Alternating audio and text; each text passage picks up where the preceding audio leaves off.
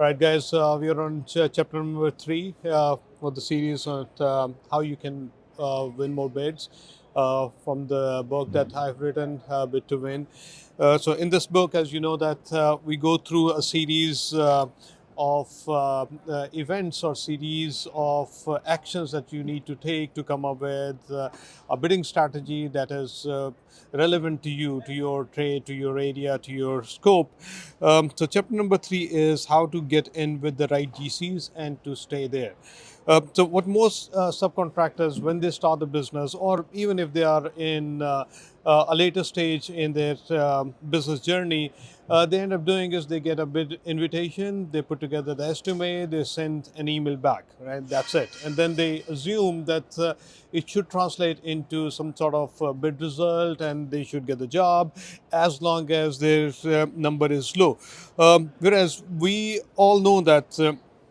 When a GC receives a bid invitation or receives a number back from a subcontractor, they're not actually looking for the lowest number. They want better subs, which means the cost that they may end up paying because a sub couldn't perform a job within the time frame or with the level of quality that he was expected to achieve, that has far more implications than having a lowest number on a piece of paper. So why most GC relationships never take off. Picture this: a sub receives a cold bid invitation from a GC they've never worked for. All right, they submit a number, no intro, no call, just a number in a PDF.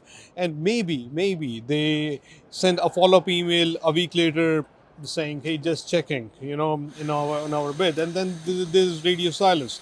So this way, you cannot get in with the right GC. So, step number 1 that you need to do is you need to come up with a list of all the general contractors in your area, at least top 20, top 30, top 40 that you really like to work with, whether you work with them or not, whether they know about you or not, that doesn't really matter. Come up with a list, right? So, look for GCs who are actively building in your regions. They are actively doing jobs, right? They are missized, which means they are less likely to self-perform your scope.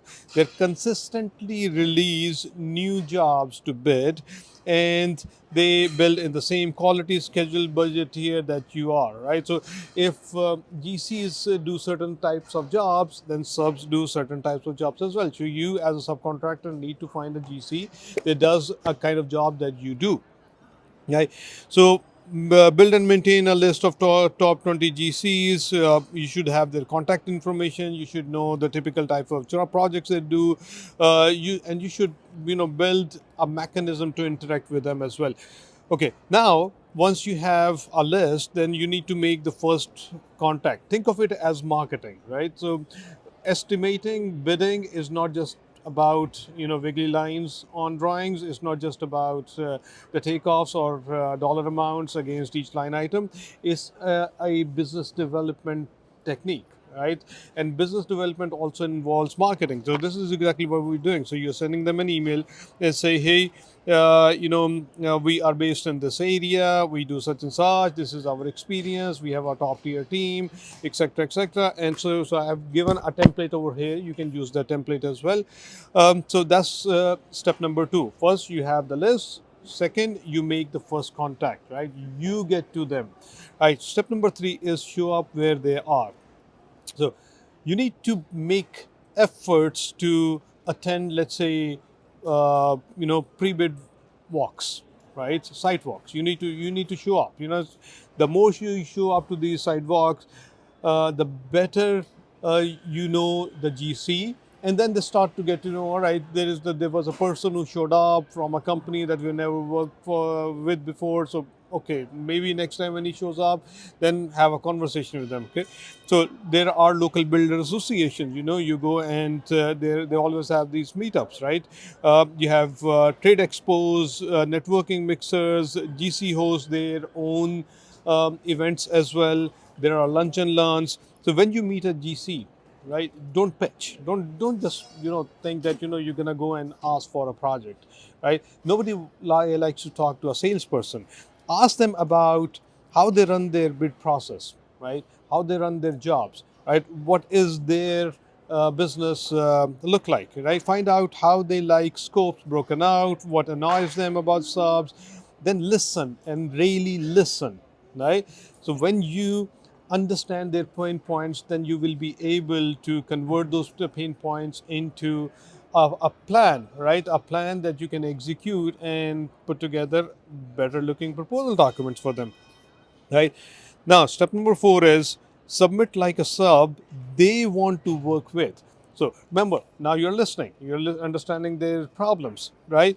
Now, when you submit a proposal and you enlist all the solutions for their pain points, and you are a sub that really wants to work with the GC, right? So your proposal should include a branded PDF with project name, clear inclusions, clear exclusions, clarifications, alternates, value engineering items, your contact information, for God's sake, put your contact information on there on every page. Make it easy for them, right?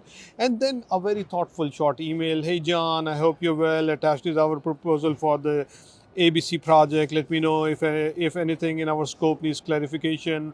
We are happy for an in-person meeting as well, right? Happy to jump on a call, warm regards, and then have an email signature, a proper email signature, please, right? Step number 5, right? Follow up, but without being really annoying. You can't just pick up the phone every day and call the guy, right? They have better things to do. They're not waiting for your call, right?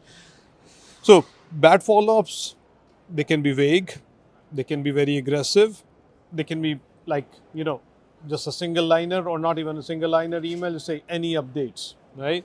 So good follow-ups are helpful. For example, let me know if there is anything in our scope that needs tightening.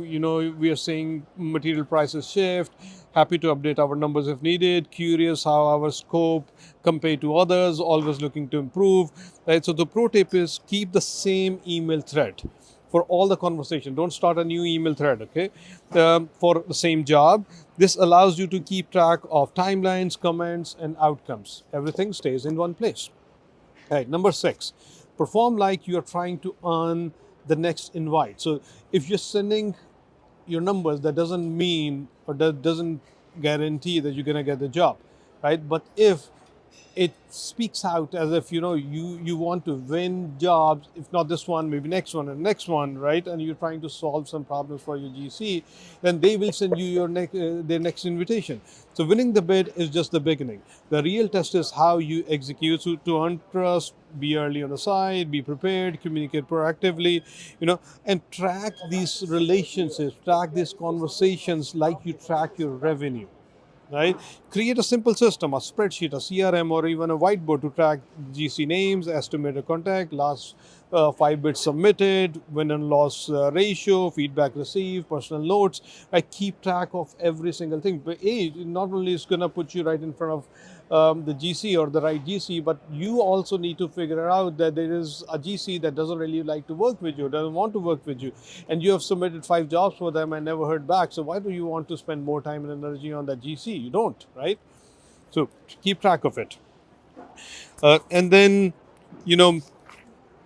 key takeaways is don't wait to be discovered, right?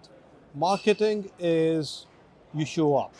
And when you show up, that's like 70% of your job done. Now people know that you exist, right? Introduce yourself intentionally, right? If you don't ask, the answer is always going to be a no, right? So ask.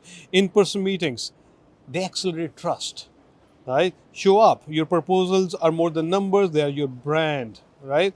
And then bid like every job in your is your audition for the next one. And read the book, get the book from Amazon. I wish you best of luck. If you have any questions, leave in the comment section, and I see you in the next one. Thank you.